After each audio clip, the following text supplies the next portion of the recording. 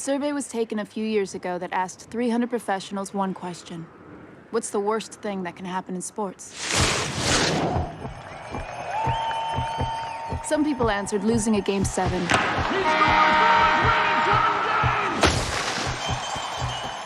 And other people said getting swept in 4. Some people said it was missing the World Cup. Guatemala is eliminated. And some Brazilians said it was losing to Argentina. Not just in the World Cup, anytime, ever, in any contest. But one person answered that the worst thing that can happen in sports was 4th place at the Olympics. This is a true story, but except for my own, I've changed all the names, and I've done my best to obscure identities for reasons that'll become clear. I'm Molly Bloom, and right now I'm ranked 3rd in North America in women's moguls. I grew up in Loveland, Colorado, about 2 hours north of Denver. I have a BA in political science from the University of Colorado, where I graduated summa cum laude with a 3.9 GPA. The median LSAT score at Harvard Law School is 169. My score is 173. Number 87 up, 56 on deck. I've spent 16 years chasing winter and being coached by the best in the world. Sundays were for working out with my father. Something's really wrong. When I was 12 years old, for no particular reason, my back exploded. Tough it out. Good advice. And lose attitude. Less than 10 minutes later, I was in the back of an ambulance.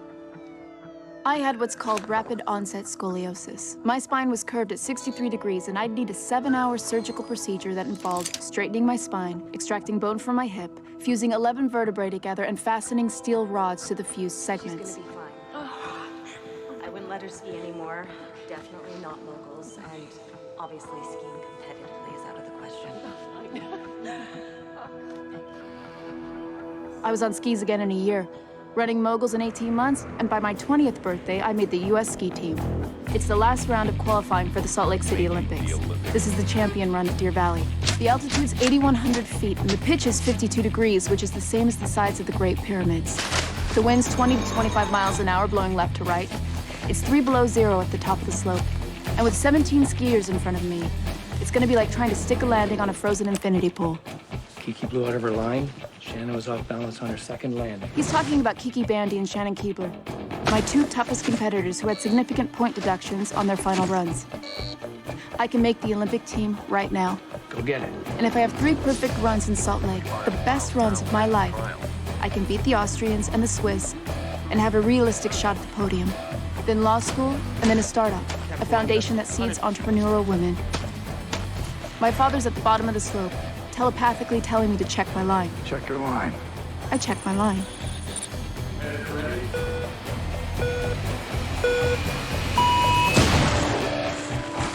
Good snow contact, calm upper body, legs together, good shape, no line deviation. Set up for the D-spin and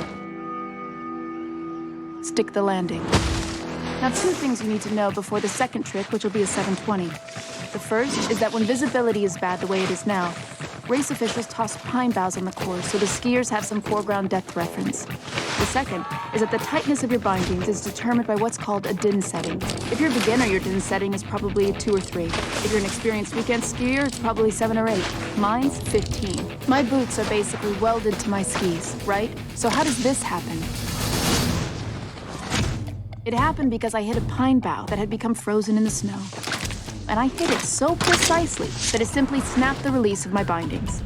Right in that moment, I didn't have time to calculate the odds of that happening because I was about to land pretty hard on my digitally remastered spinal cord, which was being held together by spare parts from an erector set.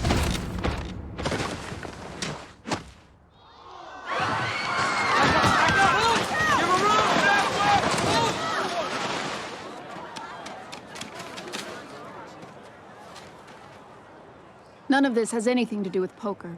I'm only mentioning it because I wanted to say to whoever answered that the worst thing that could happen in sports was 4th place at the Olympics, seriously, fuck you.